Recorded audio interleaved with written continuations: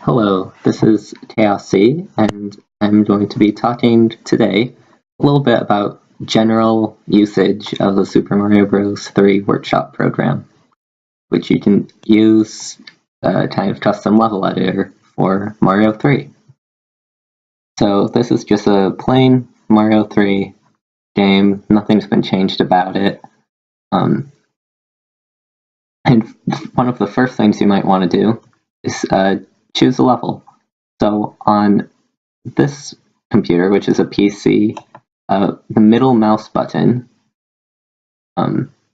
brings up this menu, which you can choose which level you want to go to.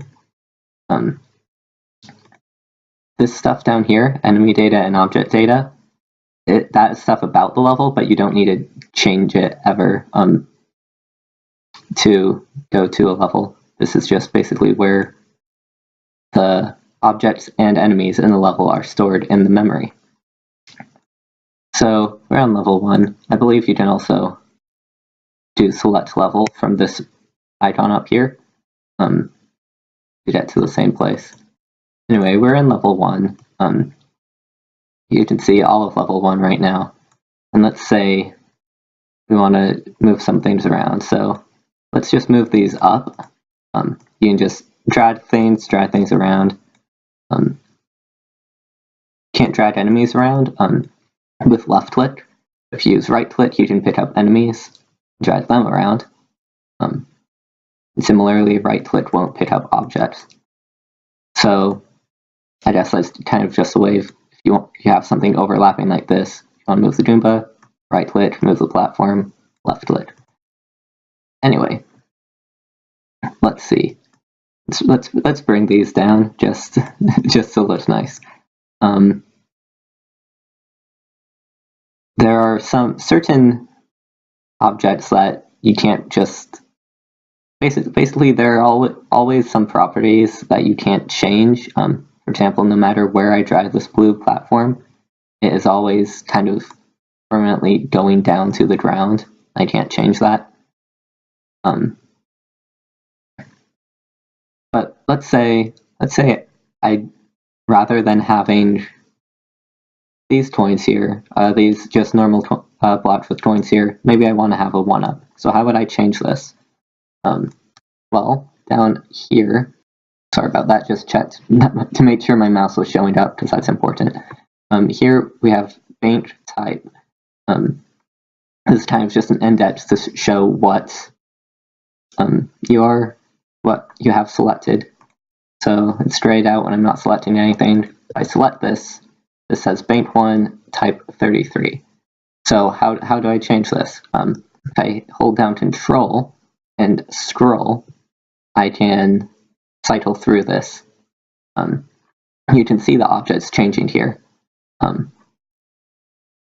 So otherwise, you can always go like this, hit that normally, or even type in objects. Anyway, 11 happens to be what I want, a bird with a 1-up, so that is good. Maybe this pipe, I want, maybe instead of having a pipe here, I want to have a taller pipe. So one of the things I could do is I could scroll down, which changes this pipe. I could also try bringing a pipe from over here to make it look nicer. But one of the things that we can also do is up here, which says add a 3x object. There are two different types of objects in this game. Something like this is a 3x object. You can see down here 3x is in blue. If I click on this, for example, this is a 4x object, this piece of ground right here. There, you can see how many of those are in each level. So let's say I want to add a 3x object. So I just click on 3x object and place it down on the level. But I want it to be an upside down pipe because naked pipes are not fun. So I could try cycling through, just trying to find the right thing. Or I could say, for example, well, this pipe is at rank 1, 162. So let's first of all just go to 162.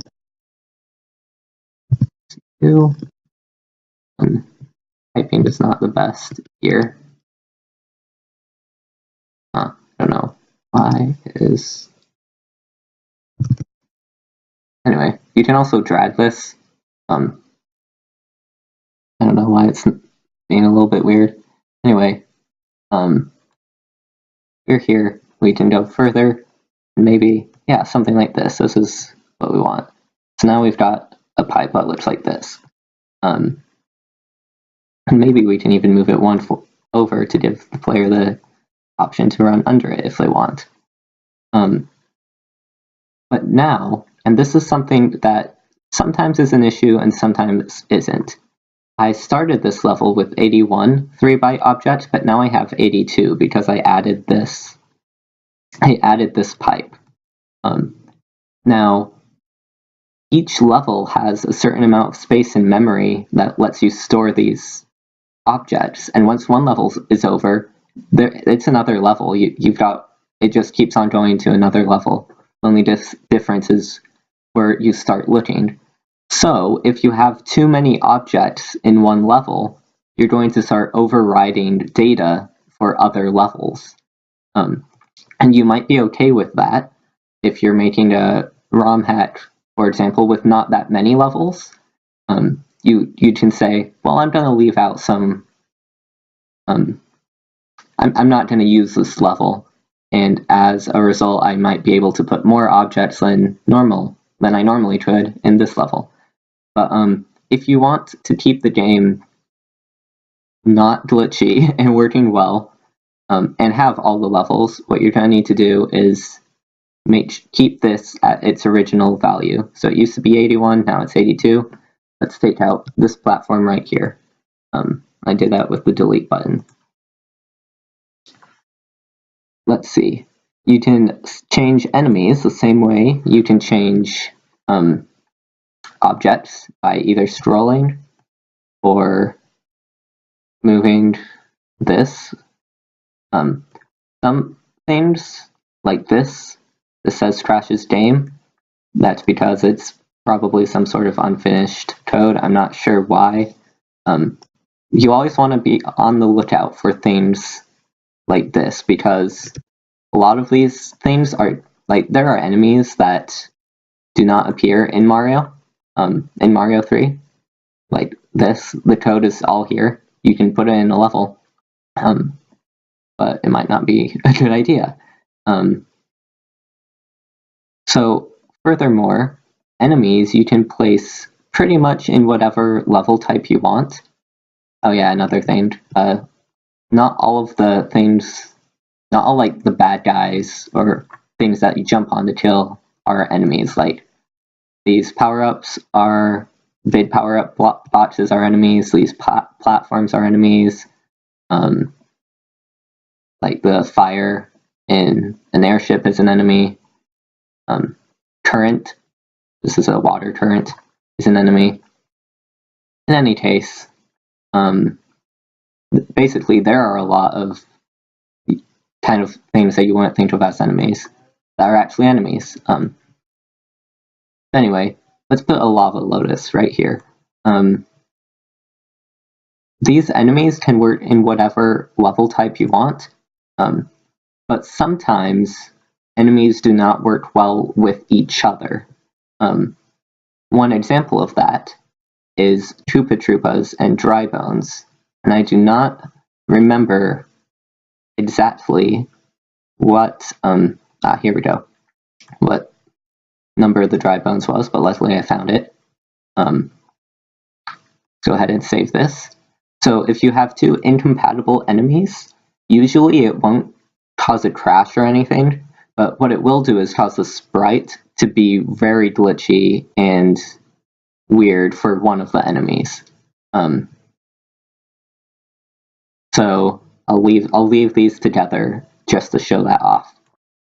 Now, one of the things that can't work in all level types, for example, if I go to the header here, in which case you can say where I want to start this level.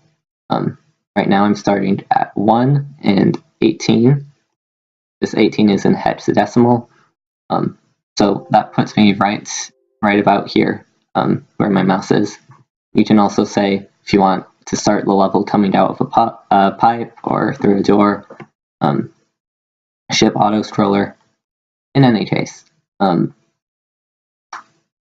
these things I talked about in a previous video, so you might want to check out the pointer video. But in this visual tab, usually I don't mess with the palettes,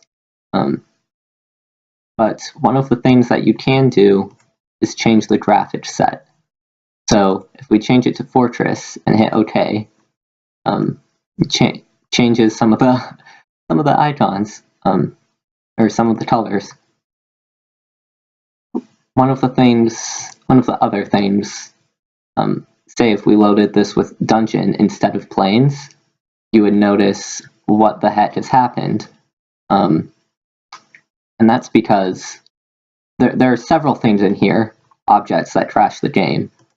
And that's because not all objects can appear in all level types. So let's change this back to planes. For example, this is Bank 0, this white platform right here is Bank 0 type 19. Let's go to level 2, which uses the hilly set. So if we add a new object, Bank 0 type 19, you'll see, this is a completely different, this isn't a white platform anymore, this is a hill. So when you change the kind of level set for an entire level without changing any of the objects in it, you're actually changing what the game is loading, and some of those can cause weird broken code or something, things like this. This is level 1 loaded with hilly theme. So you can see the enemies, they're fine. The enemies stay in the same places. And even this pipe somehow, oh no, because sometimes some objects like bricks and coins are the same for every type of level, but a lot of the things are not, like these slopes. So that's why you can't have like these green slopes and a white platform in the same level, because they actually use the same code, and depending on what type of level you've loaded, the game's going to look in different places for them. So that is that. Let's see. I have a little bit of a list of general things that I am going through. Let's see. There are some. Let's see. You can edit graphics and the palette. I don't know how to say that. That's embarrassing. Anyway, I should know how to say that. You can. There is another program, which if I bring this up, I believe it is Tile Layer Pro. There we go. That is a much better program, so I would not use these. I haven't done much texture stuff myself. If you want to quickly kind of go to the next area, if you hit this button right here, you can see this goes to the room that's down this pipe here. Basically, each level can only point to one other level, which is again in my pointer video. But if you hit this button, it just kind of goes to that next level. Let's say. You can also edit some game properties. I haven't played around too much like this, But one of the very useful things is here, items received after, it says level, but this is actually beating World 1. So you can see beating World 1 gives you a P-Wing. Beating World 2 gives you a Cloud. World 3 gives you a Music Box. 4 gives you a P-Wing. Again, on and on. So if you wanted to make a kind of Kaizo hat and you don't want to give the player these items, you could use a hex editor to go into the game code and change these there.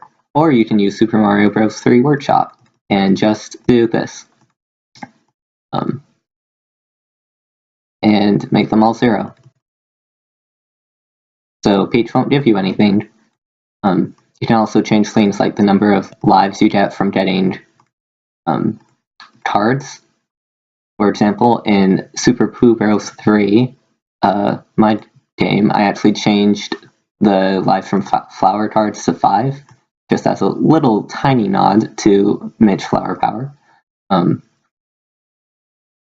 There are also kind of weird things that you wouldn't necessarily think of.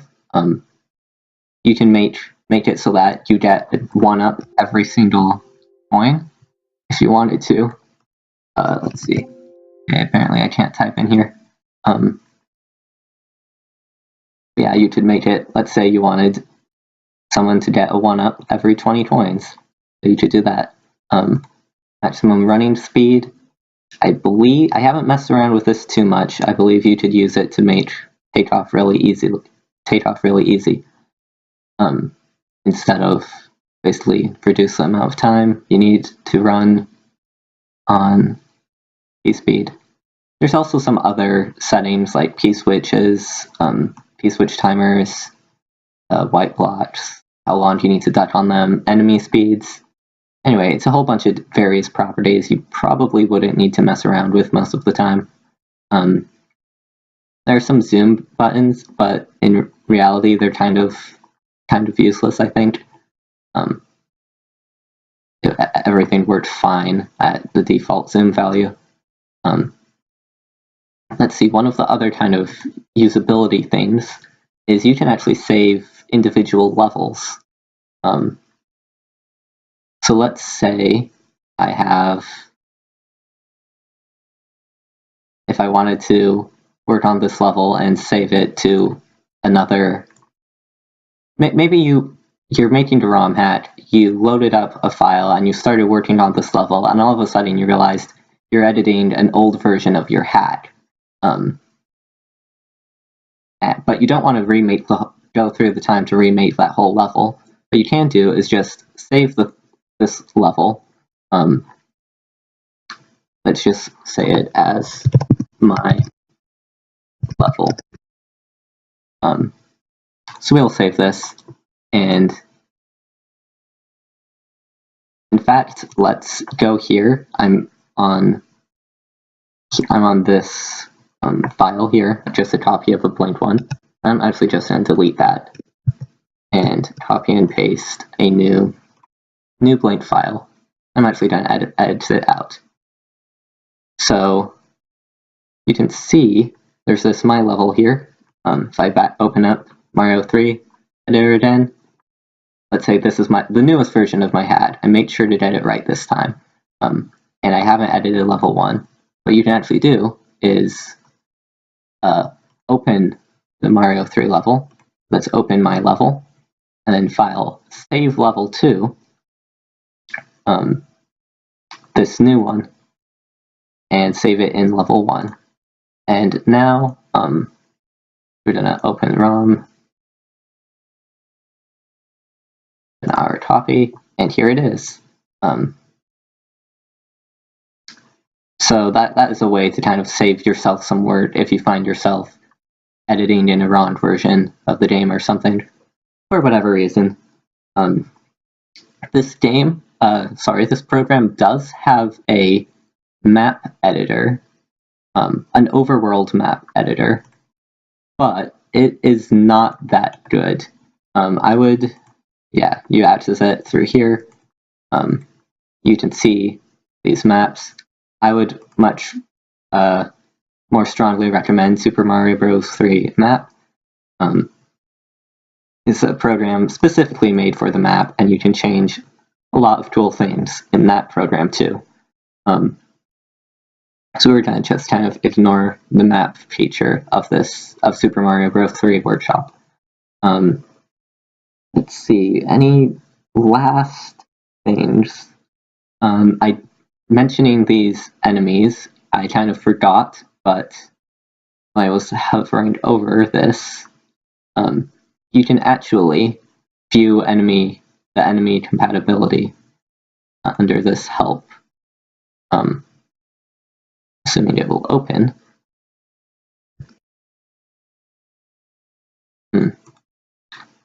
I'm not sure why it is not opening.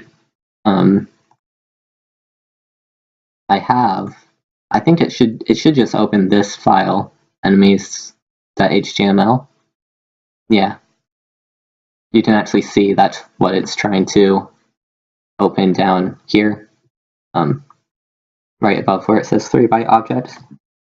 So I'm not sure why mine isn't opening right now, but this comes up, or should come up, and you can see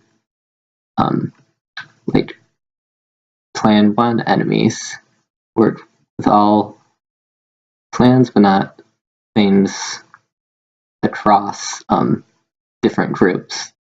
So the Lava Lotus doesn't work with the Koopa Troopa, but Koopa Troopa does work with Goombas, Paratroopas, Paragoombas, all of these things. And then Plan 2, what is this? Oh yeah, they kind of work with everything in Plan 1, but you can't have more than one group of these at a time either. And then there are also a few weird things that you really just can't predict. But yes, hopefully that should give, that's kind of at the very most basic level,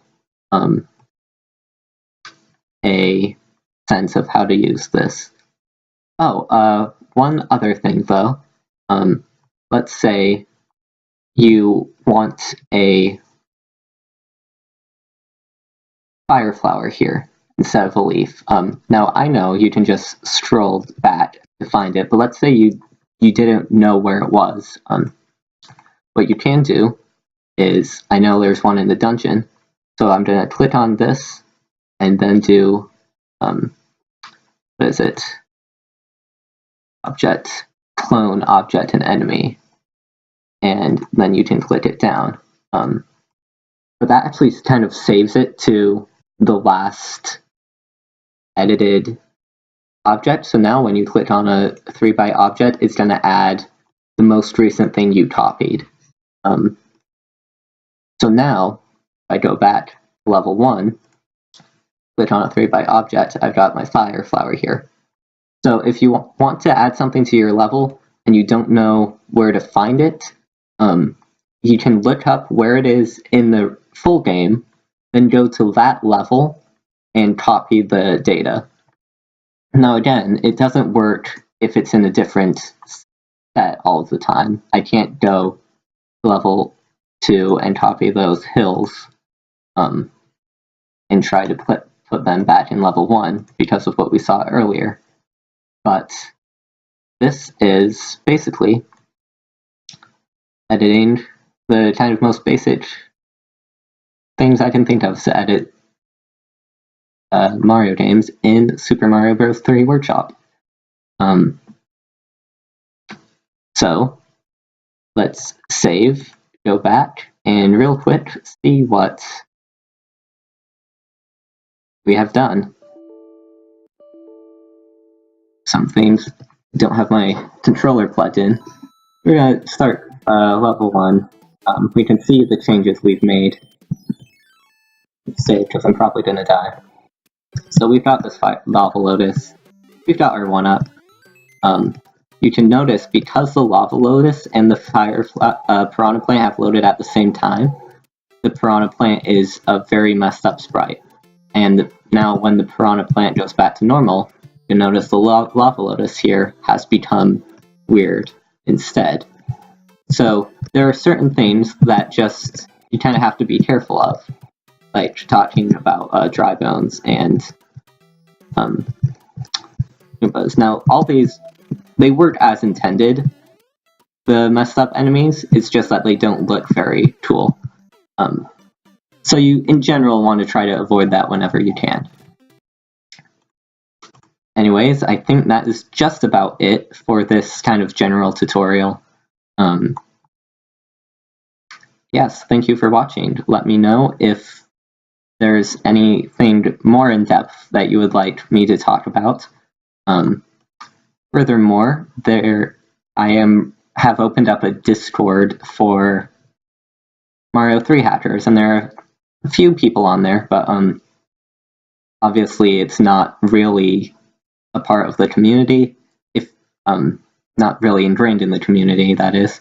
If you would like to have access to that, just send me a message, I'll give you a link, and there are a few people on there who have made hacks, or are making hacks, and hopefully we can all kind of just talk about it and see if we can figure out any problems that we run into together. So again, message me if you would like access to that Discord. But for now, I think that will wrap up this video. Thank you.